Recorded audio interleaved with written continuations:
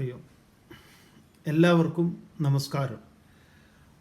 രാമായണ സന്ധ്യയിലേക്ക് ഏവരെയും സഹർഷം സ്വാഗതം ചെയ്യുന്നു.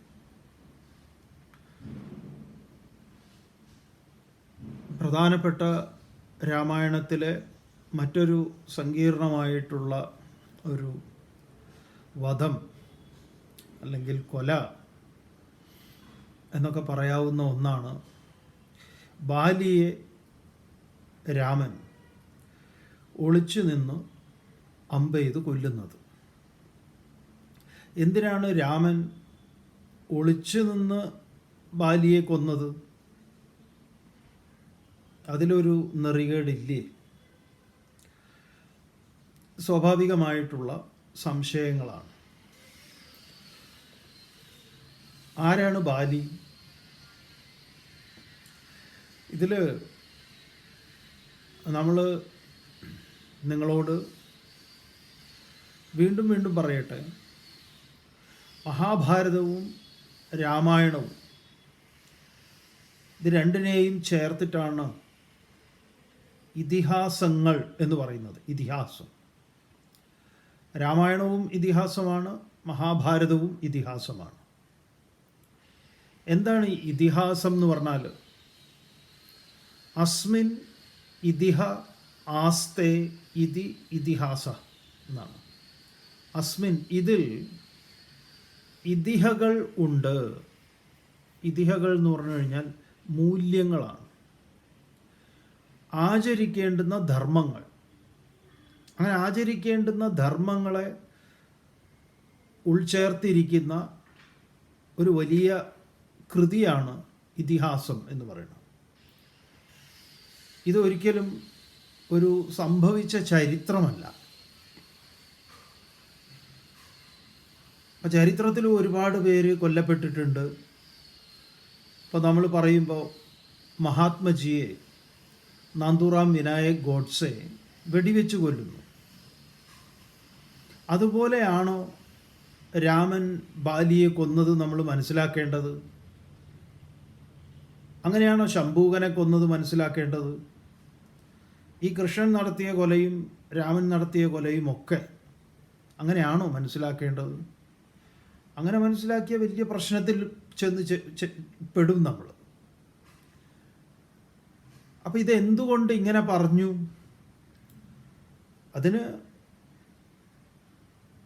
അതിൻ്റെ ശരിയായ കാരണം ഇതിൽ തന്നെ പറയുന്നുണ്ട്. അത് ഏത് രാമായണത്തിലാണെങ്കിലും മഹാഭാരതത്തിലും ഒക്കെ ഉണ്ട്. എന്തിനാണ് അങ്ങനെ പറഞ്ഞിരിക്കുന്നത് എന്നുള്ളത് നമ്മളത് കാണാൻ തയ്യാറല്ല. അതുകൊണ്ട് ഈ വാത്മീകി രാമായണം, ശ്രീരാമോദന്തം എന്ന് പറയുന്ന രാമായണം അവതരിപ്പിക്കുമ്പോൾ ആദ്യം അവതരിപ്പിക്കുന്നത് രാവണനെ പറഞ്ഞുകൊണ്ടാണ്. വിശ്രവസിൻ്റെ പുത്രനായിട്ടുള്ള രാവണൻ എന്ന രാക്ഷസൻ ഉണ്ടായിരുന്നു.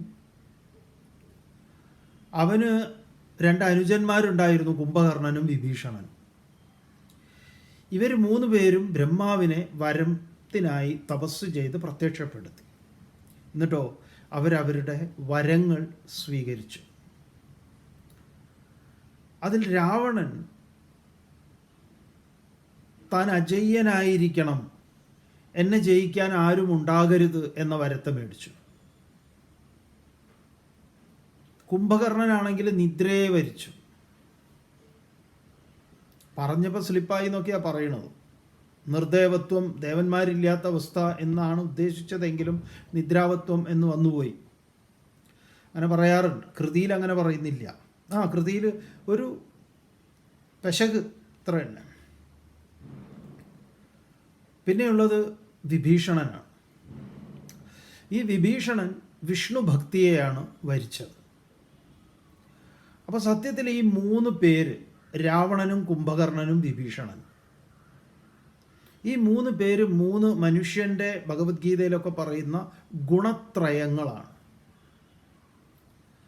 സത്വഗുണം, രജോ ഗുണം, തമോ ഗുണം.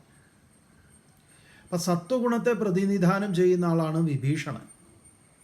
രജോ ഗുണത്തെ പ്രതിനിധാനം ചെയ്യുന്ന ആളാണ് രാവണൻ. തമോ ഗുണത്തെ പ്രതിനിധാനം ചെയ്യുന്ന ആളാണ് കുംഭകർണൻ. ഇങ്ങനെ സത്വരജ തമോ ഗുണങ്ങൾ എങ്ങനെയാണ് നമ്മളെ സ്വാധീനിക്കുന്ന സമയത്ത് നമ്മുടെ കർമ്മങ്ങളും അതിനനുസൃതമായി വന്നു ചേരുന്നത്. ഇതൊക്കെ അതിൽ മനോഹരമായിട്ട് പറയുന്നുണ്ട്. അപ്പം ഈ ബാലി വധം പോലുള്ളത് വളരെ സങ്കീർണമായിട്ടുള്ളതാണ്. ആരാണ് ബാലി? ഈ ബാലി രാവണനെ തോൽപ്പിച്ചിട്ടുണ്ട് യുദ്ധത്തിൽ. ബാലി അജയ്യനായിട്ടുള്ള ഒരാളാണ്. ആരാണ് ബാലിയുടെ അച്ഛൻ, ആരാണ് ബാലിയുടെ അമ്മ എന്നൊക്കെ ചോദിച്ചാൽ ഭയങ്കര രസകരമായിട്ടുള്ള കഥകൾ നമുക്ക് കേൾക്കാം. എല്ലാ രാമായണത്തിലും ബാലിയുടെ അച്ഛനെക്കുറിച്ച് പറയും. ഇന്ദ്രൻ്റെ പുത്രനാണ് ബാലി, സൂര്യൻ്റെ പുത്രനാണ് സുഗ്രീവൻ. അപ്പോൾ എങ്ങനെയാണ് ബാലി ജനിക്കുന്നത്?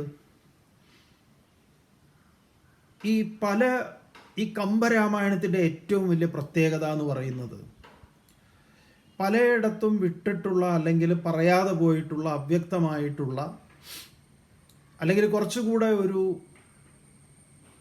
നമ്മുടെ ജിജ്ഞാസയെ ഒന്നുകൂടെ ശമിപ്പിക്കാൻ വേണ്ടി അല്ലെങ്കിൽ കുറച്ച് നമ്മളത് ആരാണ് എന്താണ് എന്നൊക്കെ ചോദിക്കുമ്പോൾ അതിനൊരു ഉത്തരം കിട്ടുന്ന വിധത്തിലേക്ക് പല കഥാപാത്രങ്ങളും രാമായണത്തിൽ, വാൽമീകി രാമായണത്തിൽ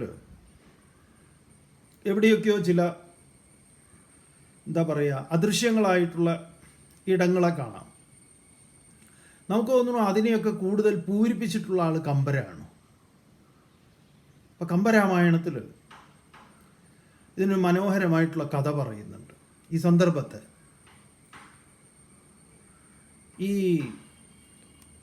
ഈ അണിമാണ്ടൻ എന്ന് പറയുന്ന ഋഷീൻ്റെ അതുമായിട്ടൊക്കെ ബന്ധപ്പെട്ട വലിയൊരു കഥയാണ്. അത് നമ്മൾ വിസ്തരിക്കാൻ നിൽക്കുന്നില്ല. ഈ അണിമാണ്ടൻ ഇതാ ശൂലത്തിൽ അങ്ങനെ കോർത്ത് കിടക്കുന്ന ഉഗ്രതപസ് ചെയ്തുകൊണ്ടിരിക്കുന്ന വിദ്വാനാണ്. അപ്പോൾ അദ്ദേഹത്തിൻ്റെ തപസ്സിനെ, ആ ഉഗ്രതപസ്സിനെ എതിരായിട്ടൊരാളൊരു ശാപം നടത്തുന്ന സമയത്ത് ശീലാവതി നാളെ സൂര്യൻ ഉദിക്കുന്നതിന് മുമ്പ് എന്ന് പറഞ്ഞുകൊണ്ടായിരുന്നു തപസ്. അപ്പോൾ ശീലാവതി സൂര്യൻ നാളെ ഉദിക്കാതെ പോകട്ടെ എന്നൊരു ഒരു ശാപം കൊടുക്കും. അതാ പറഞ്ഞത് വലിയ കോമഡിയാന്ന് പറയണം. അപ്പോൾ സൂര്യൻ ഉദിക്കാതിരിക്കുകയാണ്. അപ്പോൾ ഈ സൂര്യൻ്റെ തേരാളിയുണ്ട് അരുണൻ. മൂപ്പര് ജോലിക്കാരനാണല്ലോ. മൂപ്പര് അവിടെ പോയി ഹാജരായ സമയത്ത് സൂര്യന് ഉദിക്കേണ്ട മട്ടൊന്നുമില്ല. കാരണം മൂപ്പരാണ് രഥം നയിച്ചു കൊണ്ടുപോകുന്നത്. അങ്ങനെയാണ് സങ്കല്പം. അപ്പോൾ സൂര്യന് ഉദിക്കുന്ന മട്ടൊന്നും ഇല്ല എന്ന് കണ്ടപ്പോൾ ഈ വരുണൻ ഇങ്ങനെ ഒരു ബോറടിയായി. ഇതെന്തപ്പോൾ ഞാൻ ചെയ്യാമെന്ന്. അപ്പോഴാണ് വരുണന് ഇന്ദ്രൻ്റെ സദസ്സിൽ ഈ ഗംഭീരമായിട്ടുള്ള ഈ പാട്ടും കൂത്തുമൊക്കെ നടക്കുന്നുണ്ട്. അത് കാണണമെന്ന് വരുണന് വലിയ ആഗ്രഹമുണ്ട്. മൂപ്പർക്ക് ഇതുവരെ സമയം കിട്ടിയിട്ടില്ല. അങ്ങനെ അവിടെ ആണുങ്ങൾക്ക് പ്രവേശനമില്ലാത്ത ഈ ക്ലബ്ബാണ്. അപ്പോൾ ആണുങ്ങൾക്ക് പ്രവേശനമില്ല. ചില ക്ലബ്ബുകളൊക്കെ അങ്ങനെ ഉണ്ട് അത്ര. അപ്പോൾ അങ്ങനെ ഒരു എന്താ പറയുക എക്സിക്യൂട്ടീവ് എക്സ്ക്ലൂസീവ് ക്ലബിലാണ് മൂപ്പര് പോവാൻ തീരുമാനിച്ചത്. അപ്പോൾ ഇദ്ദേഹം വരുണൻ എന്ത് ചെയ്തു എന്ന് പറഞ്ഞാൽ സ്ത്രീവേഷത്തിൽ അവിടെ എത്തിപ്പെട്ടു. അതിൻ്റെ ഉള്ളിൽ കയറിക്കൂടി. അങ്ങനെ സ്ത്രീവേഷത്തിൽ ഉള്ളിൽ ഈ കയറിക്കൂടിയ ഈ സ്ത്രീയെ ഇന്ദ്രൻ നോട്ട് ചെയ്തു. കാരണം മൂപ്പരുടെ ലിസ്റ്റ് പെടാത്ത സ്ത്രീകൾ അവിടെ ഇല്ല. ഇന്ദ്രൻ നോക്കിയപ്പോൾ ഇതാരാണിത്? അങ്ങനെ ഇന്ദ്രൻ ഒരു ഓരത്തേക്ക് കൊണ്ടുപോയി, ഇരുട്ടത്തേക്ക് കൊണ്ടുപോയിട്ട് ആ സ്ത്രീയോട് രമിച്ചു. അങ്ങനെ എന്തായാലും സംഗതിയൊക്കെ നടന്നു. അതിൽ ജനിക്കുന്ന കുട്ടിയാണ് ഈ ബാലി. അപ്പോൾ ഈ പറഞ്ഞ അരുണൻ മൂപ്പര് നേരം വൈകി. പിന്നെ ഇവിടെ സൂര്യൻ്റെ മുന്നിൽ ഹാജരായപ്പോഴേക്കും സൂര്യന് ദേഷ്യം വന്നു, കോപം വന്നു. അപ്പോൾ സൂര്യൻ വിവരങ്ങളൊക്കെ ചോദിച്ചു. അപ്പോൾ സൂര്യനോട് സത്യസന്ധമായിട്ട് കാര്യങ്ങളൊക്കെ പറഞ്ഞു. അപ്പോൾ സൂര്യനൊരാഗ്രഹം, ഏത് വേഷമാണ് നീ കെട്ടി ഇന്ദ്രൻ നിന്നെ പ്രാപിച്ചത് അതെനിക്ക് കാണണം എന്ന് പറഞ്ഞു. അങ്ങനെ ഇയാൾ എന്ത് ചെയ്തു എന്ന് പറഞ്ഞാൽ ആ വേഷത്തെ, സ്ത്രീ രൂപത്തെ സ്വീകരിച്ചു. അപ്പോൾ ആ സ്ത്രീ രൂപം സ്വീകരിച്ച സമയത്ത് സൂര്യന് മോഹമുണ്ടായി. അങ്ങനെ സൂര്യൻ ആ സ്ത്രീ രൂപത്തോട് രമിച്ചു. അതിൽ സുഗ്രീവനും ഉണ്ടായി. ഇങ്ങനെയാണ് സുഗ്രീവന് പിതൃസ്ഥാനം നൽകുന്ന സൂര്യനും ഇന്ദ്രൻ ബാലിക്ക് പിതൃസ്ഥാനത്ത് വരുന്നത്. അങ്ങനെയാണ് ഇവർ രണ്ടുപേരുടെ, ഇതിൽ നിന്ന് ഭിന്നമായ കഥകളൊക്കെ ഉണ്ട്, അത്ര കൂടുതലില്ലെങ്കിലും. ഈ രാജാവില്ലാത്ത, പിന്നീട് ഈ കുട്ടികളെ കൊണ്ടുപോയി വളർത്തുന്നതും പിന്നെ രാജാവില്ലാത്ത ഈ ഋക്ഷൻ്റെ അവിടെ അദ്ദേഹത്തിന് സംഭാവന നൽകുന്നതും ഇവരവിടെ വളരുന്നതും രാജാവാകുന്നതും ഒക്കെ രാജാവിൻ്റെ പരിരക്ഷണം. വാനരനാണ് എന്തായാലും, വാനര രാജാക്കന്മാരാണ് ഇവർ രണ്ടുപേരും. അപ്പോൾ ബലവാനുമാണ്. അങ്ങനെ ഈ ബാലിക്കൊരു വരം കിട്ടിയിട്ടുണ്ട്. ബാലിയോട് ആരാണോ എതിർക്കുന്നത് ആ എതിർക്കുന്നവൻ്റെ ശക്തി കൂടെ ബാലിക്ക് കിട്ടും. അപ്പം മറ്റവൻ ന്യൂട്രലായി പോകും. അപ്പോൾ മൂപ്പരോട് നേർക്ക് നേരെ മുട്ടാൻ പറ്റില്ല. അത് രാമനാണെങ്കിലും. അതാണ് രാമൻ മാറി നിന്ന് കാണാതെ ഒളിയമ്പി ചെയ്യുന്നത്. കാഴ്ചയിൽ ഇവർ രണ്ടുപേരും ഒരുപോലെ, ആര്? സുഗ്രീവനും ബാലിയും. ഇതിൻ്റെ ആത്മീയ വശം എന്താണ്? അതാണ് ഏറ്റവും പ്രധാനം. അതറിഞ്ഞാൽ മാത്രമേ നിങ്ങൾക്ക് ഇതിൽ നിന്ന്, ഈ കഥയിൽ നിന്ന് ഈ രാമന് ഒരു മോചനം ഉണ്ടാവുള്ളൂ. രാമൻ്റെ മോചനം മാത്രമല്ല, ഈ തത്വശാസ്ത്രം എന്താണെന്ന് നമുക്ക് ബോധിക്കുള്ളൂ. അല്ലെങ്കിൽ വലിയ പ്രശ്നമാണ്. അപ്പോൾ ഈ ബാലി, ഈ സംഭവമൊക്കെ നമുക്കറിയാലോ. ഇങ്ങനെ ഒരു ബാലിയും സുഗ്രീവനും തമ്മിലുണ്ടാവുന്ന കശവിശയും അതിൽ രാമൻ മധ്യസ്ഥം വഹിക്കുന്നതും അതിൻ്റെ മീഡിയേറ്ററായിട്ട് നിന്ന് കാര്യങ്ങളെ നീക്കാമെന്ന് പറയുന്നതും രണ്ടുപേരുടെയും കഴുത്തിൽ രണ്ടുപേരും മാലയിടുന്നതും, അതുപോലെ തന്നെ ഇവരെ കണ്ടാൽ ഒരു തരത്തിലും പിടികിട്ടില്ല. അതുകൊണ്ടാണ് ഈ മാലയിടാൻ വേണ്ടി പറയുന്നതൊക്കെ. ഏതായാലും ഇവരെ ഈ ബാലിയെക്കുറിച്ച് പറയുന്ന സമയത്ത്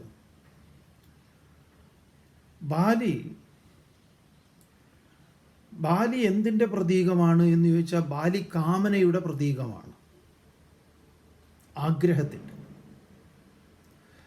ഈ സൂര്യൻ ബുദ്ധിസ്ഥാനീയനാണ്. അതേപോലെ ഇന്ദ്രൻ എന്ന് പറയുന്നത് ഈ ഇന്ദ്രിയങ്ങളുടെ മുഴുവൻ അധിപനായിട്ടുള്ള മനസ്സാണ്. ദേവേന്ദ്രൻ എന്ന പദവി അതുകൊണ്ട് വരുന്നതാണ്. ദേവന്മാർ എന്ന് പറഞ്ഞു കഴിഞ്ഞാൽ ഇന്ദ്രിയങ്ങളാണ്. നമ്മുടെ 5 ഇന്ദ്രിയങ്ങളുണ്ട്, സെൻസസ് ഉണ്ട്. അപ്പോൾ ഇവരെ നിയന്ത്രിക്കുന്ന ആളാണ് മനസ്സ്. ഈ മനസ്സിന് എപ്പോഴും അപാര ശക്തിയാണ്. ഈ ബുദ്ധിയും മനസ്സും തമ്മിൽ ഒരു ഫൈറ്റ് നടക്കുകയാണെങ്കിൽ ബുദ്ധി പരാജയപ്പെടും. അതെങ്ങനെയാണ് ബുദ്ധി പരാജയപ്പെടുന്നത്? നമ്മുടെ എല്ലാ ദുശ്ശീലങ്ങളും നമ്മൾ അനുസ്യൂതം നടത്തിക്കൊണ്ടിരിക്കുന്നത് ഈ മനസ്സ് ബുദ്ധിയെ പരാജയപ്പെടുത്തിയിട്ടാണ്.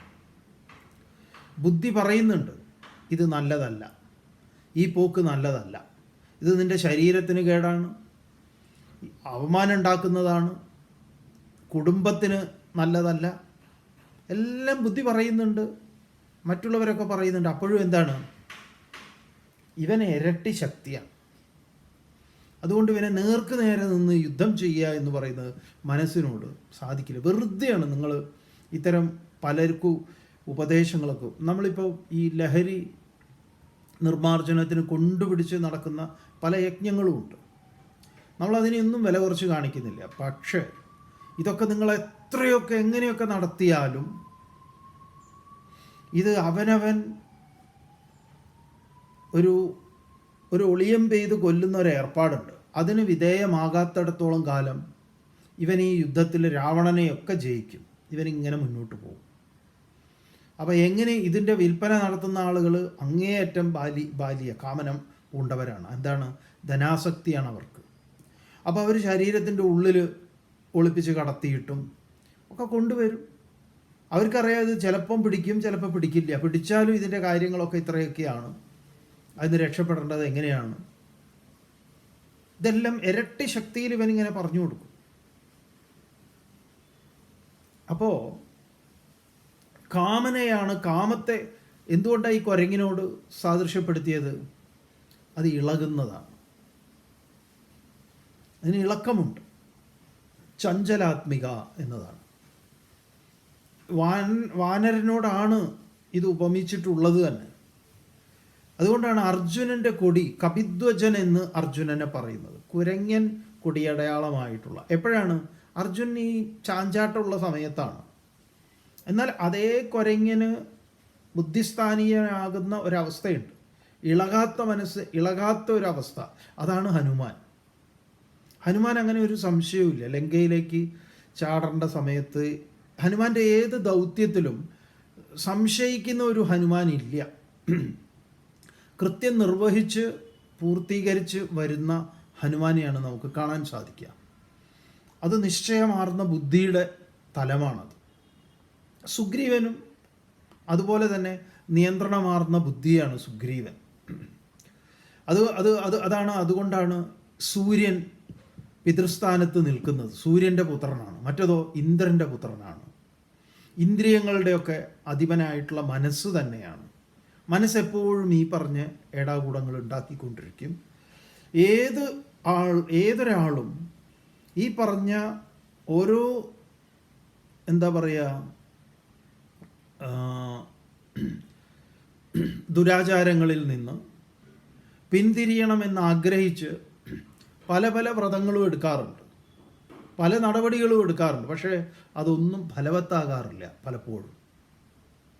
എന്നിട്ടോ അവർ വീണ്ടും അതിനേക്കാൾ ശക്തിയായിട്ട് അധപ്പതിക്കുന്നു. അപ്പം ഇങ്ങനെയുള്ള ഒരു മനസ്സിന് എങ്ങനെയാണ് ജയിക്കുക? വളരെ പ്രധാനമാണ്. ഈ ജയിക്കേണ്ടത് ഇതിനോട് നേർക്ക് നേരെ നിന്ന് യുദ്ധം ചെയ്യാൻ പറ്റില്ല. ഒരു മദ്യപന് മദ്യക്കുപ്പി മുന്നിൽ വെച്ച് കഴിഞ്ഞാൽ ആ ശക്തിയും കൂടെ അവന് കിട്ടും, അതിൻ്റെ ശക്തിയും കൂടെ. മറ്റൊരാളെ സംബന്ധിച്ച്, ജയിച്ചവനെ സംബന്ധിച്ചോ, അതിൻ്റെ മുന്നിലിരുന്നാലും മറ്റുള്ളവർക്ക് അളന്നു കൊടുത്താലും കുഴപ്പമില്ല. അല്ലാതെ അവന് അളന്നൊന്നും കൊടുക്കണ്ട. കാശില്ലെങ്കിൽ എങ്ങനെയെങ്കിലും കുത്തി തുറന്ന് അതിൻ്റെ ഉള്ളിൽ കയറാൻ പറ്റുമോ നോക്കും. എന്തിലും അവന് ശക്തി കിട്ടും. ഈ ശക്തി എന്താണ്? അതിനെ കൈവശപ്പെടുത്താനുള്ള പ്രാപ്തി കൈവരിക്കുക എന്നുള്ള ഏർപ്പാട് തന്നെയാണ് ആ ശക്തി മേടിക്കൽ, കിട്ടൽ. ഇതിനെ ഉന്മൂലനം ചെയ്യാനുള്ള വഴി എന്താ? രാമൻ ആരാണ്? രാമൻ എന്ന് പറഞ്ഞു കഴിഞ്ഞാൽ ബോധമാണ് എന്ന് തിരിച്ചറിയണം. അല്ലാതെ രാമനെ നിങ്ങൾ ഒരു ചരിത്ര പുരുഷനായി, ഒരിടത്ത് ഒരാളുടെ മകനായി അല്ലെങ്കിൽ ജീവിച്ചിരുന്ന ഒരു വ്യക്തിയായി ആണ് നിങ്ങൾ കാണുന്നതെങ്കിൽ നിങ്ങൾക്ക് ഇതിൻ്റെ തത്വം ഒന്നും മനസ്സിലാവില്ല. അതുകൊണ്ട് ഒരു രാമായണത്തിലും രാമനെ അങ്ങനെയല്ല അവതരിപ്പിച്ചിട്ടുള്ളത്. കാരണം രാമൻ്റെ ജന്മം അങ്ങനെയാണ്, സീതയുടെ ജന്മം അങ്ങനെയാണ്. ഈ പറഞ്ഞ ഇവരുടെയൊക്കെ ജന്മം നോക്കൂ, അതൊക്കെ അങ്ങനെയാണ്. സൂര്യനെയൊക്കെ ഉദിക്കാതിരിക്കുന്ന ശാപം കൊടുക്കുക എന്നൊക്കെ പറഞ്ഞാൽ, അപ്പം ഇത് ഈ കഥ തന്നെ കോൺട്രഡിക്ഷനോട് കൂടിയിട്ടാണ്. വൈചിത്ര്യവും വൈജാത്യവും ഒക്കെ ഈ കഥയുടെ സ്വരൂപമാണ്. അപ്പോൾ അത് നേരായ വഴിയിൽ പറഞ്ഞു പോവുക എന്നുള്ളതല്ല, നമ്മുടെ ബുദ്ധിയെ മതിപ്പിക്കുന്നതാണ്. അപ്പോൾ ഇതിലെ തത്വത്തെ പിടികിട്ടാൻ വേണ്ടിയിട്ടാണ് ഇങ്ങനെയുള്ള കഥകളൊക്കെ ചമച്ചിട്ടുള്ളത്. അപ്പോൾ ഇങ്ങനെയൊരു മനസ്സിന്, ഈ ദുഷിച്ച മനസ്സിന്, മറ്റുള്ളതിനെ അപഹരിക്കുന്ന, മറ്റുള്ളവൻ്റെ ഏതിനെയും, അത് ഇന്നതെന്നില്ല, ആരുടേന്നില്ല, എല്ലാ ധാർമ്മികതയെയും എന്താ പറയുക, മൂല്യങ്ങളെയും തച്ചുടയ്ക്കുന്ന, നമ്മൾ ദിവസവും വർത്തമാന പത്രങ്ങളിലും മാധ്യമങ്ങളിലും എല്ലാം കാണുന്നില്ലേ ഭർത്താവ് ഭാര്യയെ ചെയ്യുന്ന ചെയ്തികൾ. അപ്പോൾ അത് തന്നെ നല്ലൊരു ഉദാഹരണമാണ് നമ്മുടെ മുന്നിൽ. വീഡിയോയിൽ റെക്കോർഡ് ചെയ്തിരിക്കുന്നതാണ് ഇയാൾ ചെയ്യുന്ന തോന്നിവാസങ്ങൾ. ഭാര്യയെ എന്താ പറയുക, ദേഹോപദ്രവം ചെയ്യുന്നതും അവർ കരയുന്നതും ഇതൊക്കെ. ഇത് ഇയാൾ മര്യാദയ്ക്ക് സ്വബോധത്തിൽ ഒന്നോ രണ്ടോ ആവർത്തി ഇത് കാണുകയാണെങ്കിൽ അതിലൂടെ മാത്രമേ അയാൾക്ക് എത്രമാത്രം തന്നിലൊരു അവജ്ഞ ഉണ്ടാവുകയും അങ്ങേയറ്റം ലജ്ജ തോന്നുകയും ഇതിൽ നിന്ന് മാറാനുള്ള ഒരേ ഒരു വഴി അത് മാത്രമേ ഉള്ളൂ. ഒരു മലയാള സിനിമയിൽ ഇത് വളരെ മനോഹരമായിട്ട് കാണിക്കുന്നുണ്ട്. സ്പിരിറ്റ് എന്നാണ് ആ സിനിമയുടെ പേര്. ആ നന്ദഗോപൻ അദ്ദേഹം അവതരിപ്പിക്കുന്ന ഒരു പ്ലംബർ കള്ളുകുടിയൻ രാവിലെ തന്നെ പോയിട്ട് ബിവറേജിൽ ക്യൂ നിന്ന് സദാസമയം ഇതുമായിട്ട്, എന്നിട്ട് വീട്ടിൽ വന്ന് ഭാര്യയെ തല്ലലും, എജ്ജാതി തല്ലല്. അപ്പം ഈ അതിൽ മോഹൻലാൽ ഉൾപ്പെടുന്ന ഒരു ടീം അവസാനം ഇയാളും ഇത് തന്നെയായിരുന്നു, അതിൽ നിന്ന് തിരിയുന്നുണ്ട്. തിരിയല്ല, ഇയാളുടെ ഇതിനെ ഒരു ലൈഫിനെ പ്രേക്ഷകരുമായിട്ട് സംവദിക്കുന്നതിന് രഹസ്യമായ ക്യാമറകൾ വയ്ക്കുക ഇയാളുടെ വീട്ടിലും അവിടെ ഇവിടെയൊക്കെ, എല്ലാം ക്യാമറയിൽ. അതിന് ഈ കുടിയൻ മാറി നിന്ന്, ഈ ക്യാമറ ആരാണ് എന്ന് ചോദിച്ചാൽ രാമനാ, മാറി നിന്ന് നോക്കുകയാണ്. ഈ ക്യാമറ ഇവൻ്റെ ചെയ്തികളെല്ലാം എടുക്കുക. പിന്നെയോ ഇയാൾ കാണുകയാണ് താൻ എന്തൊക്കെയാണ് കാണിച്ചു കൂട്ടുന്നത്. തൻ്റെ ചെയ്തികളെ താൻ തന്നെ മൂന്നാമതൊരാളായി നിന്ന് കാണുമ്പോൾ അങ്ങേയറ്റം നമുക്ക് എന്തുണ്ടാവുമെന്നറിയോ?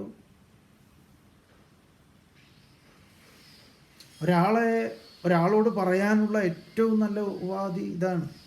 ഇപ്പോഴത്തെ പുതിയ ഇതിൽ അയാൾ പോലും അറിയാതെ ക്യാമറയിലാക്കിയിട്ട് പിന്നീട് അയാൾക്കൊന്ന് അയച്ചു കൊടുക്കുകയോ കാണിക്കുകയോ ചെയ്യുക. നോക്കൂ, നിങ്ങളെ തന്നെ നോക്കൂ, നിങ്ങളുടെ മുഖം എങ്ങനെ ഉണ്ടായിരുന്നു എന്ന് നോക്കൂ. നിങ്ങൾ ഈ ചെയ്യുന്നത് വേറൊരാൾ കണ്ടു കഴിഞ്ഞാൽ എന്താണ് പറയുക? നിങ്ങളിപ്പം ന്യായീകരിക്കുന്നു, ഓക്കെ, ഇത് കാണൂ. അപ്പം മാറി നിന്ന് ഒളിയം പെയ്യുക എന്ന് പറയുന്ന, ഒളിഞ്ഞിരുന്ന് മാറി നിന്ന്, അതാണ് സാക്ഷി എന്ന് പറയുന്നത്. ഇത് തന്നെയാണ് ഈ ആദ്യം പറഞ്ഞിട്ടുള്ളത്. നോക്കൂ, ഈ രാമായണത്തിൽ ഇത് ഒരു കഥയുടെ ഒരു തത്വത്തെ ഒരിടത്ത് മാത്രമല്ല പറഞ്ഞത്. ഇത് പറഞ്ഞുകൊണ്ടാണല്ലോ കഥ തുടങ്ങുന്നത് തന്നെ. എന്താണ്? 2 കിളികൾ. അതിൽ ഒന്ന് എങ്ങനെയുള്ളതാണ്? കാമമോഹിതയാണ്. യത് ക്രൗഞ്ചമിഥുനാദേകം കാമമോഹിതം. അതിനെയാണ് എന്ത് ചെയ്തത്? വേടൻ അമ്പെയ്ത് വീഴ്ത്തിയത്. അപ്പം എന്തുകൊണ്ടാണ് ഒരെണ്ണം കാമമോഹിതമായിട്ട് പറയുന്നത്? അതെങ്ങനെയാണ് നടക്കുക? ഒരു കാമം എന്ന് പറയുന്ന കാമകേളിയാണെങ്കിൽ അത് പ്രകൃതിയിലെ ഏത് ജീവജാലങ്ങളാണെങ്കിലും അത് കേവലം പുരുഷനായിരിക്കുന്ന ഒരു മൃഗത്തിനോ അല്ലെങ്കിൽ ആ പുല്ലിംഗത്തിൽ വരുന്ന ആണെന്ന് പറയുന്ന പെൺ എന്ന് പറയുന്ന ഇണകളുണ്ടല്ലോ, ഈ ഇണകൾക്ക് തുല്യമായിട്ടുള്ള വികാരമാണ് കാമം. അല്ലാതെ ഒന്നിൻ്റെ മാത്രമല്ല. പുരുഷന് കാമമുണ്ട്, അതുപോലെ തന്നെ സ്ത്രീക്കുമുണ്ട്. പക്ഷേ അതെപ്പോൾ എവിടെ എങ്ങനെ എന്നുള്ളതൊക്കെ 2 പേരുടെയും കൂടെ കൺസെൻറ്റിൻ്റെ ഭാഗമായിട്ടാണ്. പ്രകൃതിയിൽ തീർച്ചയായിട്ടും അതങ്ങനെ തന്നെയാണ്. മനുഷ്യരേ ഉള്ളൂ. ഈ ബലാത്സംഗം എന്ന് പറയുന്നത് മനുഷ്യൻ്റെ കേസിലാണ്, പ്രകൃതിയിൽ മൃഗങ്ങളുടെ കാര്യത്തിൽ അതില്ല. അപ്പോൾ കാമമോഹിതയായിട്ടുള്ള ഒരു കിളിയെ വേടൻ അമ്പെയ്ത് വീഴ്ത്തി. ആരാണ് ഈ വേടൻ? നിഷാദൻ എന്നതിൽ വിഷ്ണു രാമൻ എന്നർത്ഥം പറയുന്നു. നോക്കൂ, അപ്പം അവിടെ പറയുന്ന കിളി ആരാ? രണ്ട് കിളികൾ. ഒന്ന് രാവണനാണ്, മറ്റേതാരാണ്? അപ്പം രാവണനെ കൊല്ലുന്നു, പിന്നെ ആരാ? മണ്ഡോദരി ബാക്കിയാവുന്നു. അപ്പോൾ മണ്ഡോദരിയെ കുറിച്ച് പറയുമ്പോൾ എന്താ പറയുക? മണ്ഡോദരിയിൽ എന്തെങ്കിലും ദുർഗുണങ്ങൾ ആരെങ്കിലും ഏതെങ്കിലും രാമായണത്തിൽ ആരോപിക്കുന്നുണ്ടോ? ഇല്ല. മണ്ഡോദരി പ്രാതസ്മരണീയയാണ്. 5 കന്യയിൽ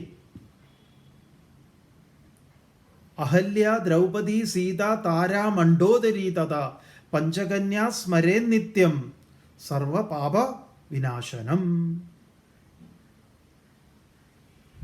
സർവപാപങ്ങളും പോവും ആരെ സ്മരിച്ചാൽ? മണ്ഡോദരിയെ സ്മരിച്ചാൽ എന്നാണ്. അപ്പോൾ ആ മണ്ഡോദരി പ്രതിനിധാനം ചെയ്യുന്നത് എന്താണ്? ശുദ്ധ ബോധമാണ്. ഒരിടത്ത് മണ്ഡോദരിയും രാവണനുമാണെങ്കിൽ മറ്റൊരിടത്ത് സുഗ്രീവനും ബാലിയുമാണ്. വേറൊരിടത്ത് രാവണനും മാരീചനുമാണ്. മാരീചനും ഇതേപോലെ വധിക്കപ്പെടുന്നുണ്ട്, താടക വധിക്കപ്പെടുന്നുണ്ട്, സുബാഹു വധിക്കപ്പെടുന്നുണ്ട്, കുറേ പേര് ഇതുപോലെ വധാർഹരായിട്ടുള്ളവർ വധിക്കപ്പെടുന്നുണ്ട്. ഇവരെല്ലാവരും അസുരന്മാരാണ്. ആരാണ് ഈ അസുരന്മാർ? അസു പ്രാണേഷു ഇന്ദ്രിയേഷു രമന്തേ ഇതി അസുരാഹ. ഇന്ദ്രിയങ്ങളിലും ഇന്ദ്രിയ വിഷയങ്ങളിലും തത്പരരായിട്ടുള്ളവർ. അതുകൊണ്ടാണ് രാവണന് ഈ 10 തല. 10 തല എന്താണ്? 5 ജ്ഞാനേന്ദ്രിയങ്ങൾ: കണ്ണ്, മൂക്ക്, നാക്ക്, ത്വക്ക്, ചെവി. പിന്നെയോ കൈകാലുകൾ, 2 വിസർജനേന്ദ്രിയം, വാഗീന്ദ്രിയം. ഈ 10ഉം പുറത്തേക്ക് സദാസമയം ഈ ആക്ടിവിറ്റി മാത്രമേ ഉള്ളൂ. അതാണ് ഈ 10 തല. ഈ 10 തലയുള്ള ഈ രാവണനെ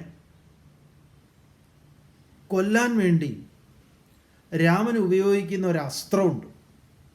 വളരെ സുപരിചിതവും നമുക്കൊക്കെ എല്ലാവർക്കും അറിയുന്ന, നമ്മൾ വ്യവഹാര ഭാഷയിൽ ഉപയോഗിക്കാറുള്ള ഒരു അസ്ത്രമാണ്. എന്താണ്?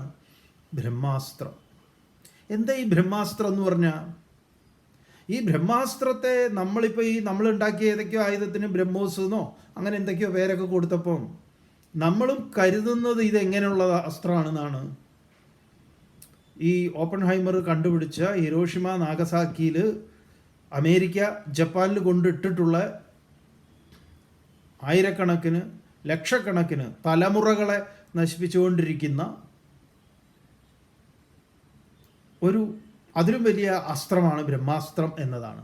നോക്കൂ, അതിൻ്റെ പേര് തന്നെ എന്താണ്? ബ്രഹ്മമാണ്. ബ്രഹ്മത്തെ കൊണ്ടുണ്ടാക്കിയ ബ്രഹ്മമാകുന്ന അസ്ത്രമാണ്.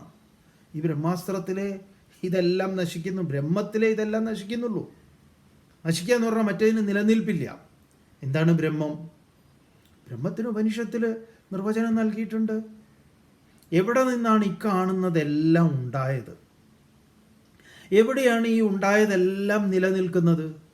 ഏതൊന്നിലേക്കാണ് ഈ ഉണ്ടായതെല്ലാം വിലയനം ചെയ്യുന്നത്, നശിക്കുന്നത്? അതിനെയാണ് ബ്രഹ്മം എന്ന് പറഞ്ഞത്. വേദം, ഉപനിഷത്ത് പറഞ്ഞത് അതിനെയാണ്. യതോ വാ ഇമാനി ഭൂതാനി ജായന്തേ യേന ജാതാനി ജീവന്തി യത് പ്രയന്തി അഭിസംവിശന്തി തദ് ബ്രഹ്മേതി വിജിജ്ഞാസസ്വ. നോക്കൂ, യതോ വാ ഇമാനി ഭൂതാനി ജായന്തേ. എവിടെ നിന്നാണ് ഈ ഭൂതങ്ങൾ? ഭൂതം എന്ന് പറഞ്ഞു കഴിഞ്ഞാൽ സകല പ്രപഞ്ച ഘടകങ്ങളും ഭൂസത്തായാം ഉണ്ടായത്. ആകാശം, വായു, അഗ്നി, ജലം, ഭൂമി, അതിൽ നിന്ന് ഉൽപ്പന്നമായിട്ടുള്ള ഈ കാണുന്നതെല്ലാം എവിടെ നിന്നുണ്ടായി? യഥോവായിമാനി ഭൂതാനി ജായന്തി യേന ജാതാനി ജീവന്തി. എവിടെയാണ് ഇതൊക്കെ നിലനിൽക്കുന്നത്? യത് പ്രയന്തി അഭിസംവിശന്തി. യാതൊന്നിലേക്കാണ് ഇതെല്ലാം വിലയനം ചെയ്യുന്നത്? വിജിജ്ഞാസസ്വ. അറിഞ്ഞാലും തപസ്സുകൊണ്ട്, സാധന കൊണ്ട്. തദ് ബ്രഹ്മേതി. അത് ബ്രഹ്മമാകുന്നു. അപ്പം ആ അതാണ് ഈ ബ്രഹ്മമാണ് ഇതിനെയൊക്കെ കൊല ചെയ്യുന്നത് എന്ന് പറഞ്ഞാൽ ഇല്ലായ്മ ചെയ്യുന്നത്. ഇത് ഉള്ളപ്പം ഇത് രണ്ടും തമ്മിൽ യുദ്ധമാണ് എന്ന് പറഞ്ഞു കഴിഞ്ഞാൽ 2 എൻറ്റിറ്റിയാണ്, 2 അസ്തിത്വമാണ്. ദ്വൈതത്തിൽ ഭയമുണ്ട്, ഭ്രമമുണ്ട്, ദ്വിതീയാദ്വൈ ഭയം ഭവതി, ക്ഷമിക്കണം, ഭയം ഭവതി, ഭ്രമം ഭവതി ഇത്യാദികളൊക്കെ ഉണ്ടാവും. അപ്പം അദ്വൈതം എന്ന് പറയുന്നതോ അദ്വൈതം, രണ്ടില്ല. അതെവിടെയാണ് രണ്ടില്ലാത്തത്? നോക്കൂ, നിങ്ങൾ എഴുത്തച്ഛൻ്റെ രാമായണം തന്നെ നോക്കൂ. രാമൻ എന്താ പറയണത്? തത്വമസ്യാദി മഹാവാക്യത്തിലൂടെ എന്നെ അറിയണമെടോ എന്നല്ലേ. എഴുത്തച്ഛൻ ഈ എടോ എന്ന് ഇടയ്ക്കിടയ്ക്ക് പറയുന്നുണ്ട് അല്ലേ? ആലോചിച്ച് നോക്കൂ. തത്വമസ്യാദി മഹാവാക്യം. ഇപ്പം തത്വമസ്യാദി മഹാവാക്യം പറയുമ്പോഴോ ഐതദാത്മ്യമിതം സർവം തത് സത്യം സ ആത്മാ തത്വമസി ശ്വേതകേതോ. ഐതദാത്മ്യമിതം സർവം, ഇക്കാണായതെല്ലാം തന്നെ അതാണ്, ആത്മായാണ്. അതാണ് സത്യം, അത് നീയാണ്. അപ്പം ഞാൻ എന്തല്ല? ഞാൻ രാജാവാണ്, ഞാൻ അതാണ്, ഞാൻ ശക്തിമാനാണ്, ഞാൻ ഇവനെ തട്ടിയിട്ടുണ്ട്, അത് ഇത് എന്ന് പറയുന്ന സകല അഹങ്കാരങ്ങളും, ഈ സകല അഹങ്കാരങ്ങളും ശരീരവുമായി ബന്ധപ്പെട്ട് നിൽക്കുന്നതാണ്. അതിൻ്റെ ഇല്ലായ്മ ചെയ്യുന്ന ആളാണ് രാമൻ. അപ്പോൾ രാമൻ വധിക്കുക, രാമനാൽ കൊല്ലപ്പെടുക, കൃഷ്ണനാൽ കൊല്ലപ്പെടുക, കൃഷ്ണനാൽ വധിക്കപ്പെടുക എന്നെല്ലാം പറയുന്നതിൻ്റെ താല്പര്യം ഇതാണ്. രാമൻ കൊല്ലുന്നതാണെങ്കിലും കൃഷ്ണൻ കൊല്ലുന്നതാണെങ്കിലും അതിനെ നിങ്ങൾ ചരിത്രത്തിൽ നേരത്തെ പറഞ്ഞതുപോലെ ഗാന്ധിയെ കൊന്നതുപോലെയാണ് നിങ്ങൾ മനസ്സിലാക്കുന്നതെങ്കിൽ നിങ്ങൾ ഗോഡ്സെയെ ന്യായീകരിക്കും. ഗാന്ധിയെ പണ്ടേ കൊല്ലേണ്ടതായിരുന്നു എന്ന് പറയും. ഞാൻ ഗോഡ്സെയുടെ പക്ഷക്കാരനാണെന്ന് പറയും. കാരണം അതൊരു ചരിത്രത്തിൽ അങ്ങനെ അനേകം ആളുകളെ, ഇന്ദിരാഗാന്ധി കൊല്ലപ്പെട്ടു, രാജീവ് ഗാന്ധി കൊല്ലപ്പെട്ടു, അമേരിക്കയിൽ ജോൺ എഫ് കെന്നഡി കൊല്ലപ്പെട്ടു. ആരൊക്കെ? എത്രയോ ആളുകൾ കൊല്ലപ്പെട്ടു. വലിയ വലിയ ഉന്നതന്മാരായിട്ടുള്ള നേതാക്കന്മാർ ചരിത്രത്തിൽ.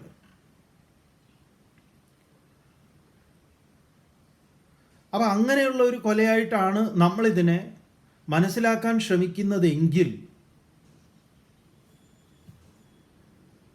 പറയട്ടെ, രാമനും കൃഷ്ണനും ഒക്കെ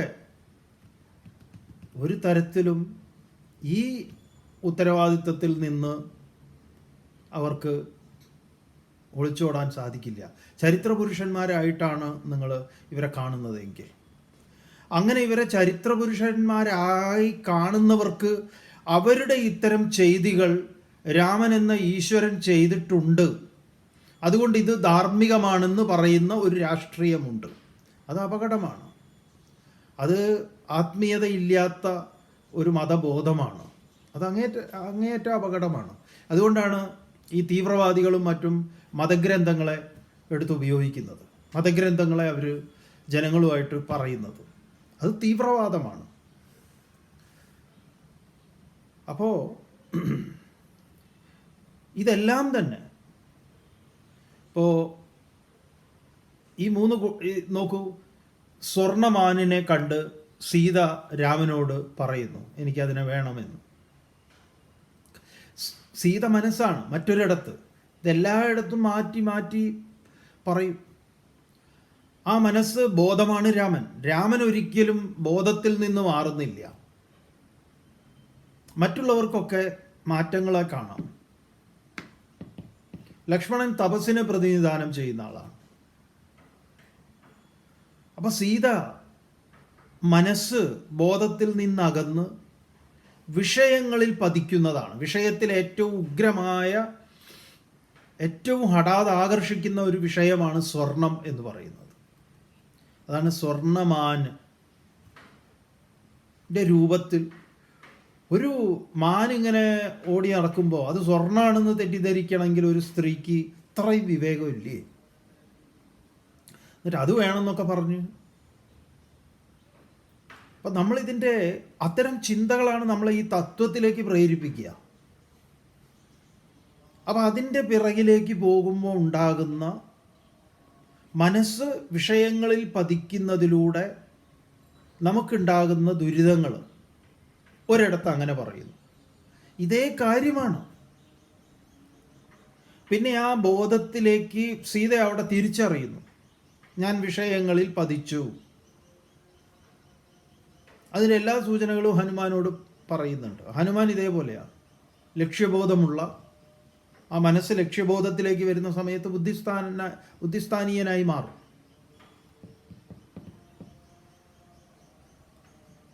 അപ്പം ആ സീത പിന്നെ അതുകൊണ്ടാണ് സീത അശോകവനികയിൽ എന്ന് പറയുന്നത്. അശോകം, ശോകരഹിതമായ അവസ്ഥയിൽ അവർ അവിടെ ഇരുന്നു. പിന്നെ രാമൻ്റെ കൂട്ടിവരവ്, ഇങ്ങനെ എല്ലാം തന്നെ ഈ കഥകളെല്ലാം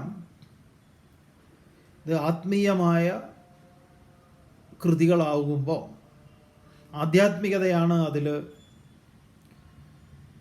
നമ്മളോട് പങ്കുവെക്കുന്നത് എന്ന് വരുമ്പോൾ അതിൽ നിന്ന് ആത്മീയമായ മൂല്യങ്ങളെയാണ് നമ്മൾ കാണേണ്ടത്. അതുകൊണ്ടാണ് ഗാന്ധിജി രാമരാജ്യത്തെക്കുറിച്ച് പറഞ്ഞത്. ഗാന്ധിജി അല്ലാതെ ഇങ്ങനെ കൊല്ലുന്ന ഒരു രാമനെക്കുറിച്ചല്ല പറയുന്നത്. അപ്പം ഇപ്പോഴും ചിലർക്ക് എന്താണ്, ഈ ശംഭൂകൻ്റെ കാര്യം കേട്ട് കഴിഞ്ഞാലും ശംഭൂകൻ്റെ കാര്യം പറയുമ്പം നമ്മൾ കൃത്യമായി പറഞ്ഞുവല്ലോ. അപ്പം ഈ ബ്രഹ്മാസ്ത്രം എന്ന് പറയുമ്പം തന്നെ എന്താ, അതാണ് ബ്രഹ്മാസ്ത്രം, ബ്രഹ്മമാകുന്ന അസ്ത്രമാണ്. ഈ രാമൻ ഉപയോഗിക്കുന്ന എല്ലാം ഉണ്ട്. ഇതിനെ അതിമനോഹരമായിട്ട് ഗോസ്വാമി തുളസീദാസ് അവതരിപ്പിക്കുന്നുണ്ട്, വളരെ നന്നായിട്ട്. അതിന് വിഭീഷണ ഗീത എന്ന് പറയും. ആ ഭാഗത്തിന് വിഭീഷണൻ ചോദിക്കുന്നതാണ്. രാവണൻ്റെ എല്ലാ ചെയ്തികളും നെറികേടുകളും നന്നായി അറിയുന്ന വിഭീഷണൻ പറയും, രാവണന് രഥമുണ്ട്, അങ്ങേക്ക് രഥമില്ലല്ലോ. രാവണൻ യുദ്ധസന്നാഹത്തോടു കൂടിയ ആയുധങ്ങളോട് കൂടിയവനാണ്, അങ്ങയുടെ ആയുധങ്ങളൊക്കെ എവിടെ? അപ്പം രാമൻ കൊടുക്കുന്ന മറുപടിയുണ്ട്, സൗരജ ധീരജ തേഹിരഥ ചാക ബലവിവേക വിജ്ഞാന കോദണ്ഡ. എല്ലാ മൂല്യങ്ങളാണ് രാമൻ തൻ്റെ ആയുധങ്ങളായിട്ട് പറയുന്നത്. അപ്പം എൻ്റെ ആയുധങ്ങൾ ഇന്നതാണ് വിഭീഷണ. അപ്പം മൂല്യങ്ങളാണ് ആയുധങ്ങൾ. അത് രാമനെ സംബന്ധിച്ച് ഒരിക്കലും എന്താ പറയുക, ഒഴിവ് വരാത്തതാണ്, എത്ര എടുത്താലും തീരാത്തതാണ്. അതുകൊണ്ടാണ് രാമനെ അങ്ങനെ അവതരിപ്പിച്ചിട്ടുള്ളത്, സർവഗുണ സമ്പന്നനായിട്ട്, മര്യാദാ പുരുഷോത്തമനായിട്ട്. അപ്പം ഇതിനെ തത്വചിന്തയിലൂടെ അല്ലാതെ രാമായണത്തെയോ മഹാഭാരതത്തെയോ ഏത് പുരാണങ്ങളെയും നിങ്ങൾ സമീപിക്കുന്ന പക്ഷം അത് ഭൂലോക മണ്ടത്തരങ്ങളുടെ ഒരു ഭണ്ഡാകാരമാണ്, അശ്ലീലങ്ങളുടെ. അങ്ങനെ കുറേ ഉണ്ട് പറയാൻ തുടങ്ങിക്കഴിഞ്ഞാൽ. ഇപ്പോൾ ബാലിയുടെ കാര്യമൊക്കെ പറയുമ്പോൾ അശ്ലീലമാണ് പറഞ്ഞു വരുമ്പോൾ. യുക്തിക്ക് നിരക്കുന്നതാണോ? സൂര്യനെ ശപിക്കുക, സൂര്യൻ അങ്ങനെ ഉദിക്കാതിരിക്കുക, സൂര്യന് ഒരു സ്ത്രീ രൂപം കണ്ടു, ആ രൂപത്തെ പ്രാപിക്കുക, അതിലൊരു സന്തതി ഉണ്ടാവുക, അത് കുരങ്ങനാവുക, എല്ലാം അതിലെ സിംബോളിസം മനസ്സിലാക്കണം. അത് മനസ്സിലാവാത്ത അത്രയും ഈ മതത്തിൻ്റെ രഹസ്യം ഉൾക്കൊള്ളാത്ത, കേവലം വിചാരത്തിൻ്റെ മാർഗത്തിൽ നിന്ന് വഴുതി വികാരത്തിൻ്റെ മാർഗത്തിൽ ഇങ്ങനെ നമ്മൾ പോയിക്കൊണ്ടിരിക്കും. ശിവകാശിയിൽ നിന്ന് അടിച്ചു വെച്ച കലണ്ടർ കണ്ടിട്ട് അതുപോലെയായിരുന്നു രാമനെന്നും സീത അതുപോലെയാണ്, അങ്ങനെ പണ്ട് കാലത്ത് ഇവരൊക്കെ ഇതിലെയൊക്കെ നടന്നിട്ടുണ്ട്. ജനക്പൂർ എന്ന് പറയുന്ന, ഇപ്പം നമ്മൾ അങ്ങോട്ടേക്ക് പോവുകയാണ് കൈലാസ യാത്രയ്ക്ക്. കാഠ്മണ്ഡു വഴിയാണ് ഇപ്പോൾ കാഠ്മണ്ഡുവിലാണ് ജനക്പൂർ ഉള്ളത്. സീതയുടെ കല്യാണം നടന്നു എന്ന് പറയുന്നത് അവിടെയാണ്. അവിടെ വലിയൊരു പാറയുടെ മുകളിൽ ഇങ്ങനെ ചില കാൽപാദങ്ങളൊക്കെ ഉണ്ട്. ഹനുമാൻ്റേതാണ്, രാമൻ്റെ വില്ല് ആണ് എന്നൊക്കെ പറയുന്നതൊക്കെ ഉണ്ട്. കുറേ ഇത്തരം തീർത്ഥഘട്ടങ്ങളൊക്കെ ഉണ്ട് നേപ്പാളിൽ. ഏതായാലും നമ്മൾ ഈ കൈലാസയാത്രയ്ക്ക് പുറപ്പെടുന്നു. അപ്പോൾ ഇനി നമ്മുടെ രാമായണ ചിന്തയൊക്കെ നമ്മൾ യാത്ര കഴിഞ്ഞ് വന്നിട്ട് നിങ്ങളുമായിട്ട് ചർച്ച ചെയ്യാം. ഇതിൻ്റെ ഇടയിൽ കൈലാസയാത്ര തീർച്ചയായിട്ടും നിങ്ങളുമായിട്ട് പങ്കുവെക്കാൻ പറ്റുന്ന ദൃശ്യങ്ങളും വിശേഷങ്ങളും ഒക്കെ നമ്മൾ ഈ അങ്ങോട്ടേക്ക് പോകുമ്പോൾ നമുക്കിത് തുടരാൻ പറ്റാത്തതിൻ്റെ പ്രധാന കാരണം നെറ്റ്വർക്ക് ഇത്യാദി കാര്യങ്ങളൊന്നും സുലഭമല്ല. പിന്നെ നമ്മുടെ യാത്രയുടെ ഒരു ഇതെന്ന് പറഞ്ഞാൽ അത് വേറൊരു ഇതാണ്. അപ്പം അതിലിങ്ങനെ സമയം കിട്ടില്ല. അപ്പം അതുകൊണ്ട് നമ്മൾ ഇന്നിവിടെ തൽക്കാലത്തേക്ക് ഈ പ്രഭാഷണ പരമ്പരയ്ക്ക് ഒരു തൽക്കാലത്തേക്ക് ഒരു കോമയിടുന്നു. പിന്നെ പോയി വന്നു കഴിഞ്ഞാൽ നമുക്കിത് തുടരാം. അതുപോലെ തന്നെ നിങ്ങളോട് പറഞ്ഞിട്ടുള്ള തത്വമസി മഹാവാക്യ വിചാരം അതുണ്ട്. ഉപനിഷത്തുകളുടെ ഒരു